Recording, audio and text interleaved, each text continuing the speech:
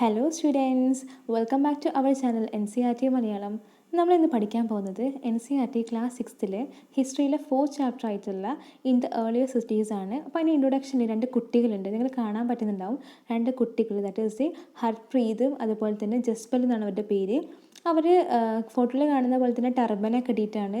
അവർ ഏത് സൈഡിലായിരിക്കും? അപ്പോൾ പഞ്ചാബിൻ്റെ സൈഡിലായിരിക്കും. പഞ്ചാബിൽ ഒക്കെ ഉള്ള ആൾക്കാരായിരിക്കും ഈ 2 കുട്ടികൾ എന്ന് പറയുമ്പോൾ.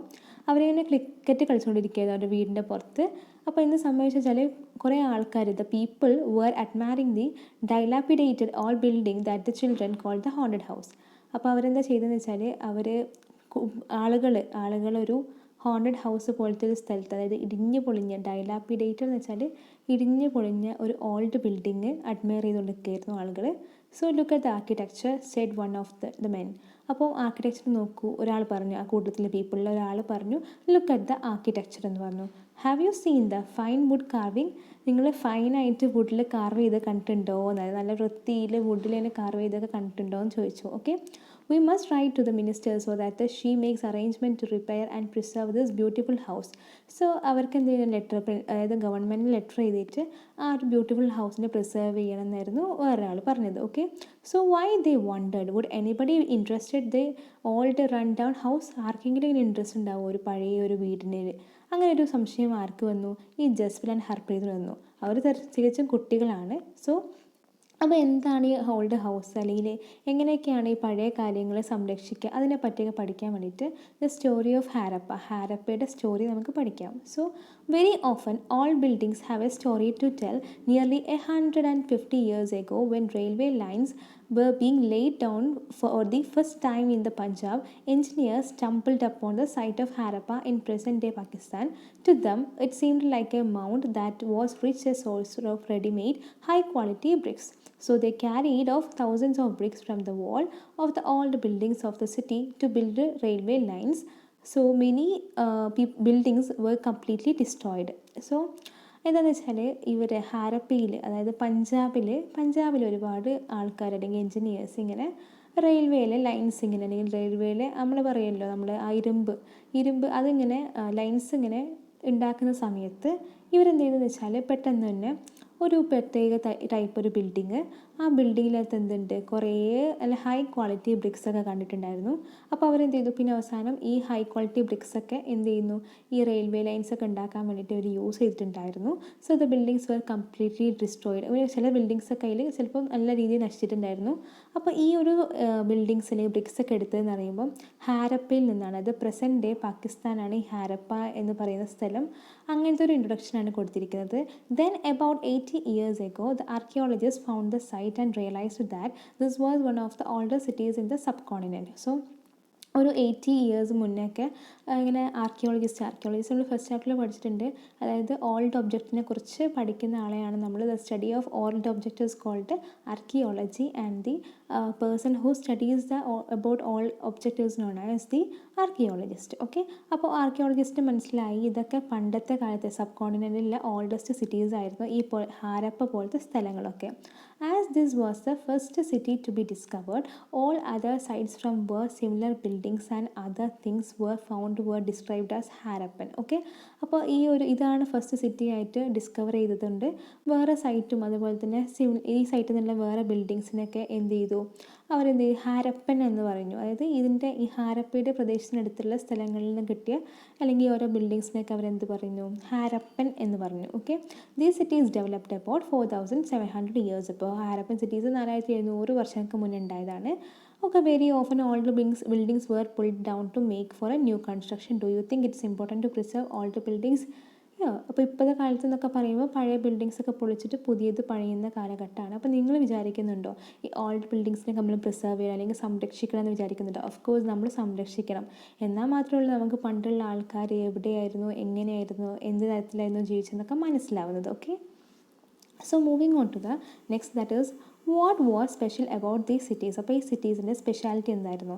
Many of these cities were divided into 2 or more parts. Usually the part to the west was smaller and higher. Okay, അപ്പോൾ ചില സിറ്റീസൊക്കെ എന്ത് ചെയ്തു, 2 അല്ലെങ്കിൽ 2 കൂടുതലോ ആയിട്ട് വിഭജിച്ചു അല്ലെങ്കിൽ ഡിവൈഡ് ചെയ്തിട്ടുണ്ടായിരുന്നു. So the part to the west was smaller and higher. വെസ്റ്റിലെ പാർട്ട് എന്ന് പറയുന്നത് ചെറുതുമാണ്, കുറച്ചും കൂടെ ഹയറുമാണ്. ഓക്കെ, അങ്ങനെ ആർക്കിയോളജിസ്റ്റ് അവനെന്ത് വിളിച്ചു? സിറ്റാഡൽ എന്ന് വിളിച്ചു. അപ്പോൾ വെസ്റ്റിലുള്ള സ്മോളർ ആൻഡ് ഹയർ പാർട്ടിനെ നമ്മൾ എന്ത് വിളിച്ചു? സിറ്റാഡൽ എന്ന് വിളിച്ചു. CITADL ഞാൻ അണ്ടർലൈൻ ചെയ്തിട്ടുണ്ട്. So generally the part to the east was larger but lower. അപ്പോൾ എന്തായിരിക്കും ഈസ്റ്റിലുള്ള part? It will be larger and but lower. അത് just the opposite of that of the citadel. അപ്പോൾ ഇതിനെ അവൾ എന്ത് വിളിച്ചു? This is called lower town എന്ന് വിളിച്ചു. സോ സിറ്റാഡലുണ്ട്, ലോവർ ടൗൺ ഉണ്ട്. വെസ്റ്റിനെ നമ്മൾ സിറ്റാഡൽ എന്ന് വിളിച്ചു, അതുപോലെ തന്നെ ഈസ്റ്റിനെ ലോവർ ടൗൺ എന്ന് വിളിച്ചു. Very often the walls of baked brick were built around each part. The brick were so well made that they have lasted for thousands of years. അപ്പം എന്താ, ഇതിൻ്റെ വാളൊക്കെ ഏകദേശം ബ്രിക്ക് കൊണ്ടാണ് ഉണ്ടാക്കിയത്, ബ്രിക്ക് ഇഷ്ടിക കഷ്ണങ്ങൾ കൊണ്ടൊക്കെ. അപ്പോൾ ഇതിൻ്റെ ഒരു ആകൃതി എന്ന് വെച്ചാൽ ഒരുപാട് വർഷങ്ങൾക്ക് മുന്നേ ഉള്ളതാണ്. അതായത് ഭയങ്കര നല്ല രീതിയിലാണ് ഈ ബ്രിക്കൊക്കെ ഉണ്ടാക്കിയിരിക്കുന്നത്. The bricks were laid in an interlocking pattern and that made the wall strong. Okay, അപ്പോൾ ഇൻ്റർലോക്കിംഗ് പാറ്റേണിലാണ്, അതായത് ഒന്നിടവിട്ടല്ല, നല്ലൊരു ഇൻ്റർലോക്കായിട്ടുള്ള പാറ്റേണിലാണ് ഈ ബ്രിക്സ് ഉണ്ടാക്കിയിരിക്കുന്നത്. അതുകൊണ്ട് തന്നെ അത് ഭയങ്കര സ്ട്രോങ് ആയിരുന്നു ആ വാൾസൊക്കെ. Okay, that's about the first paragraph. Then moving on to the second paragraph. In some cities, the special buildings were constructed on citadel. For example, in Mohenjo-daro, a very special tank which archaeologists called the Great Bath was built in this area. This was lined with bricks. അപ്പം ഒരുപാട് special buildings ഒക്കെ ഈ സിറ്റാഡലിൻ്റെ ചുറ്റും ഉണ്ടാക്കിയിട്ടുണ്ടായിരുന്നു. Example എന്ന് വെച്ചാൽ മോഹൻജദാരോ ആണ്. മോഹൻജദാരോയിൽ ഒരു special tank ഉണ്ടായിരുന്നു. ഈ ടാങ്ക് എന്ന് പറയുമ്പോൾ ആർക്കിയോളജിസ്റ്റ് വിളിച്ചത് ഗ്രേറ്റ് ബാത്ത് എന്നായിരുന്നു. ഓക്കെ, അത്രയ്ക്ക് വലുതായിരുന്നു. പിന്നെ was built within this area. This was lined by bricks. അപ്പോൾ അതിൻ്റെ ചുറ്റും എന്തുണ്ട്? ബ്രിക്സ് കൊണ്ടാണ് ഉണ്ടാക്കിയിരിക്കുന്നത്. പിന്നെ പ്ലാസ്റ്ററൊക്കെ വെച്ചിട്ട് കോട്ട് ചെയ്തിട്ടുണ്ട്. ആൻഡ് ഒരു വാട്ടർ ടൈറ്റ് ആയിട്ടുള്ള ഒരു ലെയറും ഉണ്ടായിരുന്നു. കാരണം അതെന്ത് ചെയ്യണം? നാച്ചുറൽ ടാർ വെച്ചിട്ടാണ് ഉണ്ടാക്കിയത്. കാരണം വാട്ടറിന് എന്ത് ചെയ്യണം? പുറത്തേക്ക് ഇങ്ങനെ ഒഴുകി പോകാത്തതൊക്കെ രീതിയിൽ വാട്ടർ ടൈറ്റ് ആയിരുന്നു. It was made up of A natural tar വെച്ചിട്ടായിരുന്നു. There were steps leading down to it from two sides, while there were rooms on all sides. അപ്പോൾ സ്റ്റെപ്പുകൾ ഉണ്ടായിരുന്നു, താഴേക്ക് ഇങ്ങനെ പോകാനൊക്കെ ആയിട്ട് രണ്ട് സൈഡിലും സ്റ്റെപ്പുകൾ ഉണ്ടായിരുന്നു. അതുപോലെ തന്നെ ചുറ്റും എന്തുണ്ട്? റൂമുകൾ ഉണ്ടായിരുന്നു. Water was probably brought in from well and drained out after use. So വാട്ടറൊക്കെ എന്ത് ചെയ്യുന്നത്? അടിച്ചിരുന്നത് വെള്ളം, അതായത് വാട്ടർ ബാത്ത് അല്ല, അപ്പോൾ വെള്ളം കിട്ടിയിരുന്നത് അവിടുന്ന് വെല്ലിൽ നിന്നായിരുന്നു, കിണറിൽ നിന്നായിരുന്നു. പിന്നെ അതെന്ത് ചെയ്യും? ആവശ്യം കഴിഞ്ഞിട്ട് അത് ഡ്രെയിൻ ഔട്ട് ചെയ്യും. So perhaps important people took A dip in this tank on special occasions. അപ്പോൾ ഇതിൻ്റെ പ്രത്യേകത എന്ന് വെച്ചാൽ ഇമ്പോർട്ടൻ്റ് ആയിട്ടുള്ള, അതായത് ഫേമസ് റൂളേഴ്സും അതുപോലെ തന്നെ അന്നത്തെ കാലത്തെ കുറച്ച് പ്രധാനപ്പെട്ട ഭരണാധികാരികളൊക്കെ സ്പെഷ്യൽ ഒക്കേഷൻസിൽ കുളിച്ചിരുന്നത് ഈ ടാങ്കിലായിരുന്നു അത്രേ. Other cities such as Kalibangan and Lothal had fire altars where sacrifices may have been performed. ചില സ്ഥലത്ത് ഇങ്ങനെ ആൾത്തറകൾ, അതായത് അല്ലെങ്കിൽ ബലിത്തറകളൊക്കെ ഉണ്ടായിരുന്നു ഈ സ്ഥലങ്ങളിൽ. അതായത് കാലിബംഗൻ ആൻഡ് ലോത്തൽ തുടങ്ങിയ സ്ഥലങ്ങളിലായിരുന്നു ഈ മെയിനായിട്ട് ഫയർ ആൾട്ടാർസ്.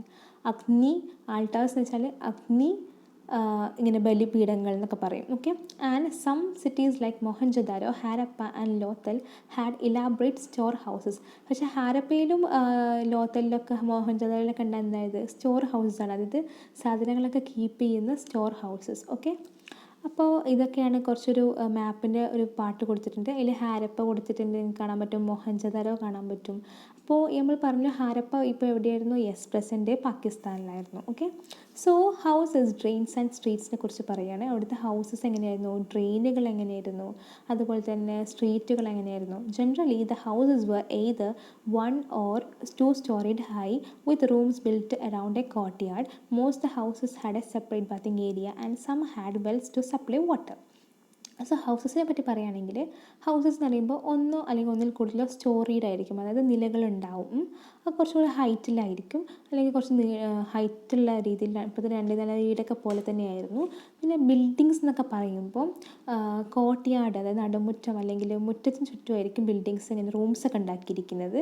പിന്നെന്താ പറയുന്നതെന്ന് വെച്ചാൽ ബാത്തിങ് ഏരിയ സെപ്പറേറ്റ് ആയിരുന്നു. പിന്നെ അതിലേക്കുള്ള വാട്ടർ സപ്ലൈ എന്നൊക്കെ പറയുമ്പോൾ കിണറിൽ നിന്നായിരുന്നു. Okay, many of these cities had covered drains.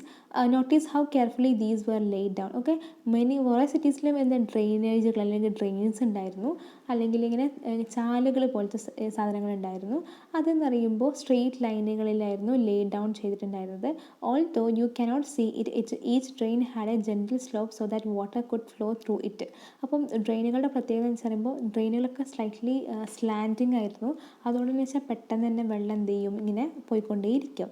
Very often the drains in the houses were connected to those in the big streets and smaller drains led into bigger ones. അപ്പം വീട്ടിലുള്ള ഡ്രെയിനുകൾ connect ചെയ്ത് സ്ട്രീറ്റിലെ ഡ്രെയിനുകളിലാക്കിയിട്ട്, അതായത് smaller എന്ത് ചെയ്യും, ലാർജറിലേക്ക് എത്തിച്ചേരുക തന്നെ ചെയ്യും. Okay, as the drains were covered inspection holes were provided at intervals to clean them. അപ്പോൾ ഡ്രെയിൻസ് ഉണ്ടാക്കിയത് ഒറ്റയടിക്ക് ഒരു നല്ല ഫുൾ പാസേജ് പോലെ ആയിരുന്നില്ല. ഇടയ്ക്കിടയ്ക്ക് എന്ത് ചെയ്യുന്നുണ്ട്, അതിനകത്തേക്ക് ഇടയ്ക്ക് ഹോൾസ് ഒക്കെ ഉണ്ടാക്കിയിട്ടുണ്ട്. കാരണം അങ്ങനെ ആകുമ്പോൾ ക്ലീൻ ചെയ്യാൻ കുറച്ചുകൂടി കംഫർട്ടബിൾ ആയിരിക്കും അല്ലേ. So all three houses, drains and streets were probably planned and built at the same time. അപ്പോൾ ഈ ഹൗസസും ഡ്രെയിൻസും അതുപോലെ സ്ട്രീറ്റൊക്കെ ഒരേ ടൈമിലാണ് ഏകദേശം പ്ലാൻ ചെയ്തിട്ടില്ല. അതുകൊണ്ട് തന്നെ ഒരേ സമയത്തായിരുന്നു ഉണ്ടാക്കിയിരുന്നത്. Okay, list at least two differences between the houses described here and those you studied in the chapter 3. So that's an assignment for you. Chapter 3 പഠിച്ച ഹൗസസിനെയും ഇവിടുത്തെ ഹൗസസും തമ്മിലുള്ള ഡിഫറൻസ് നോട്ട് ഡൗൺ ചെയ്യാനാണ്. At least you must find out two differences. Okay children, so now we will be discussing about the life in the city. സിറ്റിയിലുള്ള life എങ്ങനെയായിരുന്നു എന്നാണ് discuss ചെയ്യാൻ പോകുന്നത്. So a Harappan city was a very busy place. അപ്പോൾ city എന്ന് പറയുമ്പോൾ ഭയങ്കര BC place ആയിരുന്നു. അതായത് പീപ്പിളൊക്കെ എന്തായി ഓരോ കാര്യങ്ങളിൽ ഇങ്ങനെ എൻഗേജ്ഡ് ആയിരുന്നു. There were people who planned the construction of special buildings in the city. These were probably the rulers. അപ്പോൾ ഓരോ ബിൽഡിങ്സ് ഒക്കെ ഇങ്ങനെ ഉണ്ടാക്കണം എന്നൊക്കെ പ്ലാൻ ചെയ്യുന്ന ആൾക്കാർ ആരായിരുന്നു, റൂളേഴ്സ് ആയിരുന്നു, അതായത് ഭരണാധികാരികളായിരുന്നു. It is likely that the rulers sent people to distant lands to get metal, precious stones and other things that they wanted. അപ്പോൾ റൂളേഴ്സ് എന്താണെന്ന് വെച്ചാൽ ഈ ആളുകളൊക്കെ വേറെ രാജ്യങ്ങളിലേക്ക് അല്ലെങ്കിൽ വേറെ സ്ഥലത്തേക്ക് പറഞ്ഞയച്ചിട്ട് ഇങ്ങനെ പ്രഷ്യസ് സ്റ്റോണും മെറ്റൽസും അതുപോലെ തന്നെ അവർക്ക് ആവശ്യമായിട്ടുള്ള സാധനങ്ങളൊക്കെ എന്ത് ചെയ്യും, കൊണ്ടുവരാൻ വേണ്ടിയിട്ട് ഇങ്ങനെ പറഞ്ഞയച്ചിട്ടുണ്ടായിരുന്നു. They may have kept the most valuable objects such as ornaments of gold and silver. അവർക്കെന്ന് വെച്ചാൽ വാല്യുബിൾ ഒബ്ജക്ട്സ് ആയിട്ടുള്ള ഗോൾഡും സിൽവറും അല്ലെങ്കിൽ ബ്യൂട്ടിഫുൾ ബീഡ്സൊക്കെ അവരെന്ത് ചെയ്യുന്നു, അവരൊക്കെ ഇങ്ങനെ എടുത്തു വെച്ചിരുന്നു. Okay, so they may have kept the most valuable objects such as ornament of gold and silver or beautiful beads for themselves. അപ്പോൾ അവർക്ക് വേണ്ടി അവരിങ്ങനെ ഗോൾഡും സിൽവറൊക്കെ അവരിങ്ങനെ അവർക്ക് വേണ്ടിയിട്ട് അവർ കീപ്പ് ചെയ്തിരുന്നു. Okay, and there were scribes, people who knew how to write, who helped to prepare the seals and perhaps wrote on other materials that have not survived. So സ്ക്രൈബുകൾ ഉണ്ടായിരുന്നു. സ്ക്രൈബുകൾ എന്ന് പറയുമ്പം ഇവർക്ക് എന്ന് വെച്ചാൽ എഴുതാനൊക്കെ പറ്റും. ഇവരെന്താണെന്ന് വെച്ചാൽ ഇവർക്ക് ഓരോ സീലുകളൊക്കെ ഉണ്ടാക്കിയിട്ട് അതിൻ്റെ മുകളിൽ എഴുതുക അല്ലെങ്കിൽ വേറെ സ്ഥലത്ത് അതിൻ്റെ മെറ്റീരിയൽസിന് മുകളിൽ എഴുതുക. പക്ഷേ അതൊന്നും ഇപ്പോൾ സർവൈവ്ഡ് അല്ല. Besides, there were men and women, crafty persons making all kinds of things either in their own homes or in special workshops. കൂടാതെ തന്നെ മെൻ ആൻഡ് വുമൺ ഉണ്ടായിരുന്നു. അത് ക്രാഫ്റ്റ് പേഴ്സൺസ് ആയിരുന്നു. അവരെന്ത് ചെയ്യും, കുറേ തിങ്സൊക്കെ അവർ ക്രാഫ്റ്റൊക്കെ ഉണ്ടാക്കുമായിരുന്നു. ഒന്നുകിൽ അവരുടെ വീട്ടിലോ അല്ലെങ്കിൽ വേറെ ഏതെങ്കിലും വർക്ക്ഷോപ്സിലൊക്കെ വെച്ചായിരിക്കും ഉണ്ടാക്കുക. പിന്നെ people who were traveling to distant lands or returning with the raw materials and perhaps stories. അപ്പോൾ ചില സമയത്ത് പീപ്പിൾ എന്ത് ചെയ്യുന്നത് വെച്ചാൽ റോ മെറ്റീരിയൽസിന് വേണ്ടിയിട്ട് ഓരോരോ ഡിസ്റ്റൻറ്റ് ലാൻഡിലേക്കൊക്കെ പോയിരുന്നു. Many terracotta toys were found and long time ago children must have played with these. അപ്പോൾ ഒരുപാട് ടെറാക്കോട്ട ടോയ്സിനെ കണ്ടിട്ടുണ്ടായിരുന്നു. ഇപ്പോൾ നിങ്ങൾ കാണുന്നുണ്ടാവും ഈ രണ്ട് പിക്ചേഴ്സ്. അതിൽ ലാസ്റ്റ് വണ്ണാണ് ഈ ടെറാക്കോട്ട ടോയ്സ് ലെഫ്റ്റിലുള്ളത്. അപ്പോൾ ഇതിലോണ്ടൊക്കെ കുട്ടികൾ കളിച്ചിട്ടുണ്ടാവും. ടെറാക്കോട്ട ടോയ്സ് എന്ന് പറയുമ്പോൾ ഒരു ഡാർക്ക് കളർ ക്ലേ കൊണ്ട് ഉണ്ടാക്കിയ ടോയ്സ് ആണ്. Don't forget terracotta toys. So നിങ്ങൾ ഓരോ ടോയ്സ് വെച്ച് കളിക്കില്ല. അപ്പോൾ അതുപോലെ തന്നെ അവർ കളിച്ചിരുന്നത് പണ്ടത്തെ കാലത്തെ കുട്ടികൾ ഈ ഹാരപ്പൻ സിവിലൈസേഷൻ ഏജിൽ ഉള്ള കുട്ടികൾ കളിച്ചിരുന്നത് ടെറാക്കോട്ട ടോയ്സ് വെച്ചിട്ടായിരുന്നു. സോ ഇനി new craft in the city. അപ്പോൾ ഇനി ഏതൊക്കെയാണ് നമ്മൾ ന്യൂ ക്രാഫ്റ്റ്സ് നോക്കാം. Let us look at some of the objects that were made and found in Harappan cities. അപ്പോൾ ഹാരപ്പൻ സിറ്റീസിൽ നിന്ന് കണ്ടെത്തിയ കുറച്ച് ഒബ്ജക്ട്സ് എന്തൊക്കെയാണെന്ന് നമുക്ക് നോക്കാം. Most of the things that have been found by archaeologist were made of stone, shell and metal. Most things എന്ന് പറയുമ്പോൾ stone കൊണ്ട്, കല്ലുകൾ കൊണ്ട്, ഷെല്ലുകൾ കൊണ്ട്, അതുപോലെ മെറ്റൽ കൊണ്ടൊക്കെ ഉണ്ടാക്കിയതാണ്. Including copper, bronze, gold and silver. അപ്പോൾ അതിൽ കോപ്പറുണ്ട്, ബ്രോൺസും സിൽവറൊക്കെ പെടും. then copper and bronze were used to make tools. അപ്പോൾ ടൂൾസ് ഒക്കെ ഉണ്ടാക്കാനാണ് കോപ്പറും ബ്രോൺസും മെയിനായിട്ട് യൂസ് ചെയ്തിട്ടുള്ളത്. Weapons, ornaments and vessels and gold and silver were used to make ornaments and vessels. Gold and silver ആണ് മെയിനായിട്ട് ഓർണമെൻറ്റ്സ് വെസൽസ് ഒക്കെ ഉണ്ടാക്കിയത്. Copper and bronze mainly weapons, tools, ornaments and vessels ഒക്കെ യൂസ് ചെയ്യാൻ വേണ്ടിയിട്ടായിരുന്നു. Perhaps the most striking finds are those of beads, weight and blades. ബ്ലേഡുകളും ഇതിൻ്റെ വെയിറ്റുകളില്ല, അതായത് നിങ്ങൾ 500 ഗ്രാം 100 ഗ്രാം എന്നൊക്കെ കണ്ടുണ്ടാക്കും ഷോപ്പിൽ ഇങ്ങനെ വെയിറ്റ് ഇങ്ങനെ അടുക്കി വെച്ചിട്ടുള്ളത്. ആ വെയിറ്റുകളാണ് ഈ വെയിറ്റ്സ് കൊണ്ട് ഉദ്ദേശിക്കുന്നത്. പിന്നെ ബീഡുകൾ, ഓരോരോ മുത്തുകളൊക്കെ അങ്ങനെ ഉണ്ടാക്കിയത് മെയിൻലി ഇതുകൊണ്ടൊക്കെ ആയിരുന്നു. Harappans were made seals out of stones. These were generally rectangular. Okay, see in chapter 35 കാണുന്ന റെക്ടാങ്കുലർ ടൈപ്പ് സീൽസ് ആയിരിക്കും. നിങ്ങൾ കണ്ടില്ല ഫസ്റ്റ് പേജിലാണല്ലേ, ആ ഒരു ടൈപ്പ് സീലുകളായിരുന്നു. And usually have an animal carved on them. അപ്പോൾ അതിൻ്റെ മുകളിൽ എന്തായിരിക്കും, മെയിൻലി ഒരു ആനിമലിൻ്റെ ഫോട്ടോ കാർവ് ചെയ്തിട്ടുണ്ടാകും. The Harappan also made pots with beautiful black design such as one with in the page 6 കണ്ട പോലെ ബ്യൂട്ടിഫുൾ ആയിട്ടുള്ള പോട്ട് ഡിസൈൻസ് ഒക്കെ അവർ ഉണ്ടാക്കിയിട്ടുണ്ടായിരുന്നു. So was metal used in the villages you have learn in chapter 3. Metal അന്നത്തെ കാലത്ത് വില്ലേജിൽ use ചെയ്തില്ല? നോ, അന്നത്തെ കാലത്ത് മെറ്റലൊന്നും യൂസ് ചെയ്തിട്ടുണ്ടായിരുന്നില്ല. Was stone used to make ways? അല്ല, സ്റ്റോണും ആയിരുന്നില്ല യൂസ് ചെയ്തിട്ടുണ്ടായിരുന്നത്. So cotton was probably grown at Mehrgarh from about 7,000 years ago. 7,000 years മുന്നേ തന്നെ കോട്ടണൊക്കെ ഉണ്ടാക്കിയിരുന്നു. Actual pieces of cloth were found attached to the lid of a silver vase or some other copper objects at Mohenjo-daro. മോഹൻജദാരോന്ന് കിട്ടിയ കുറച്ച് copper ഒബ്ജക്ട്സിലും silver വേസുകൾ, അതായത് silver അങ്ങനെ പോട്ടുകളിലൊക്കെ അതിൻ്റെ attached ആയിട്ടുണ്ട് ചില ക്ലോത്ത് പീസസ് ഒക്കെ.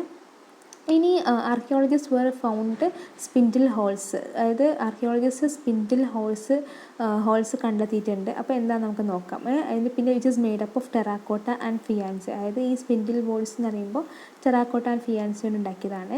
These were used to spin thread. അപ്പോൾ ചർക്കകളൊക്കെ പോലത്തെയാണ് സ്പിൻഡിൽ ഹോൾസ് കൊണ്ട് ഉദ്ദേശിക്കുന്നത്. അതെന്ന് പറയുമ്പോൾ മെയിനായിട്ട് ത്രെഡ് സ്പിൻ ചെയ്യാൻ വേണ്ടിയിട്ടായിരുന്നു. Many of the things that were produced were probably the work of specialist. അപ്പോൾ ഇങ്ങനത്തെ കുറേ കാര്യങ്ങളൊക്കെ സ്പെഷ്യലിസ്റ്റുകളുടെ ഉണ്ടാക്കിയ ഓരോ പ്രൊഡക്ട്സാണ്. അപ്പോൾ അങ്ങനെ പ്രൊഡക്ട്സ് ഉണ്ടാക്കിയ ആൾക്കാരെ നമ്മൾ സ്പെഷ്യലിസ്റ്റുകൾ എന്ന് വിളിച്ചു. A specialist is a person who is trained to do only one kind of work. For example cutting stone or polishing beads or carving seals. അതായത് സ്പെഷ്യലിസ്റ്റ് പറയുമ്പോൾ അതായത് ഗ്രൂപ്പ് ഓഫ് പേഴ്സൺ അവർക്ക് ഏതെങ്കിലും ഒരു ആക്ടിവിറ്റി മാത്രം, അല്ലെങ്കിൽ ഒരു കൈൻഡ് ഓഫ് ആക്ടിവിറ്റി മാത്രമേ ചെയ്യാൻ കഴിയുള്ളൂ.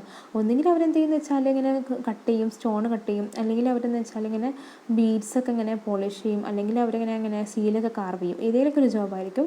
Look at the illustration and see how well the face is carved and look carefully the beard is shown and this must have been the work of an expert craft person. അപ്പോൾ ഇതൊക്കെ ഒരു craft പേഴ്സൻ്റെ expert ആയിരിക്കും. Page number 36 ഉള്ള ആ ഒരു ബിയർഡൊക്കെ ഉണ്ടല്ലോ, ആ ഒരു ഭാഗമൊക്കെ പറയുമ്പോൾ ഭയങ്കര ആക്ച്വലി നല്ല രീതിയിൽ കാവ് ചെയ്തിട്ടുണ്ട്. അപ്പോൾ ഒരു നല്ലൊരു ആർട്ടിസ്റ്റ് തന്നെയാണത് ചെയ്തിട്ടുള്ളത്.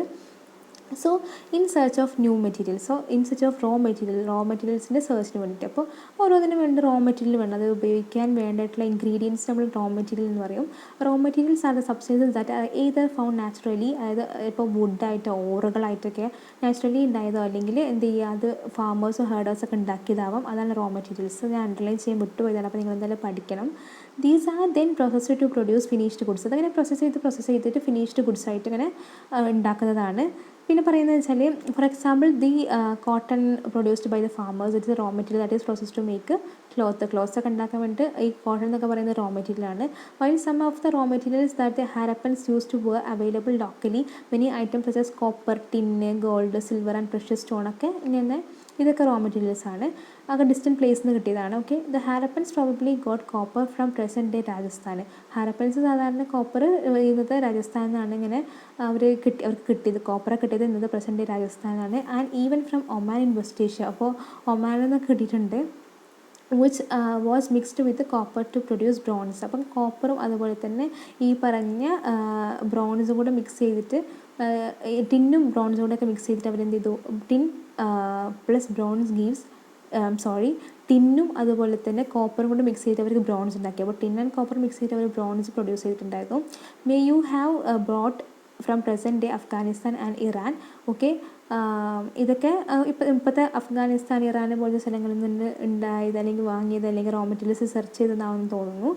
Gold could have come all the way from present day Karnataka and precious stones from present day Gujarat, Iran and Afghanistan. Gold mainly കർണാടകയിൽ നിന്നായിരുന്നു, പക്ഷേ ഇപ്പോഴത്തെ അഫ്ഗാനിസ്ഥാനും ഇറാൻ, ഗുജറാത്ത് പോലത്തെ സ്ഥലങ്ങളിൽ നിന്നായിരുന്നു മെയിനായിട്ട് ഇങ്ങനത്തെ പ്രഷ്യസ് സ്റ്റോണുകൾ കിട്ടിയിട്ടില്ല. അപ്പോൾ നിങ്ങളിങ്ങനെ ഓരോ വ്ളോഗൊക്കെ കാണുന്നുണ്ട്, പിന്നെ അതുപോലെ തന്നെ ഓരോ ഫോട്ടോസൊക്കെ കാണുന്ന അതിൻ്റെ ഡിസ്ക്രിപ്ഷനൊക്കെ ഒന്ന് വായിക്കണം, ജസ്റ്റ് വായിച്ച് മനസ്സിലാക്കുന്നതേ ഉള്ളൂ. നമ്മൾ നേരത്തെ ടെറാക്കോട്ട ടോയ്സും അതുപോലെ തന്നെ സീൽസൊക്കെ കണ്ടിട്ടുണ്ടായിരുന്നു. അപ്പോൾ ഈ food for people in the cities എന്ന സെക്ഷൻ നമുക്ക് നെക്സ്റ്റ് ക്ലാസ്സിൽ ഡിസ്കസ് ചെയ്യാം. അപ്പോൾ ഇതുവരെ നിങ്ങൾക്ക് എന്തെങ്കിലും ഡൗട്ടൊക്കെ ഉണ്ടെങ്കിൽ നിങ്ങൾ ദയവ് ചെയ്ത് കമൻറ്റ് ബോക്സിൽ കമൻറ്റ് ചെയ്യുക. പിന്നെ നിങ്ങൾക്ക് ഏത് ചാപ്റ്ററാണോ നല്ല ഈസി ആയിട്ട് പറഞ്ഞു തരണം എന്നുണ്ടെങ്കിൽ നിങ്ങൾ അതും കമൻറ്റ് ബോക്സിൽ കമൻറ്റ് ചെയ്യുക. നിങ്ങൾക്ക് ഈ വീഡിയോ ഇഷ്ടമുണ്ടെങ്കിൽ ലൈക്ക് ചെയ്യുക, പിന്നെ നിങ്ങളുടെ ഫ്രണ്ട്സിനൊക്കെ ആയിട്ട് മാക്സിമം ഷെയർ ചെയ്യുക. ഈ ചാനൽ ഇതിൽ സബ്സ്ക്രൈബ് ചെയ്യാത്ത ആൾക്കാരുണ്ടെങ്കിൽ തീർച്ചയായിട്ടും സബ്സ്ക്രൈബ് ചെയ്യണം. പിന്നെ കൂടെയുള്ള ബെൽ നോട്ടിഫിക്കേഷനിൽ ഓൾ വേണം പ്രസ് ചെയ്യാൻ വേണ്ടിയിട്ട്. അപ്പോൾ താങ്ക് യു എവരി വൺ.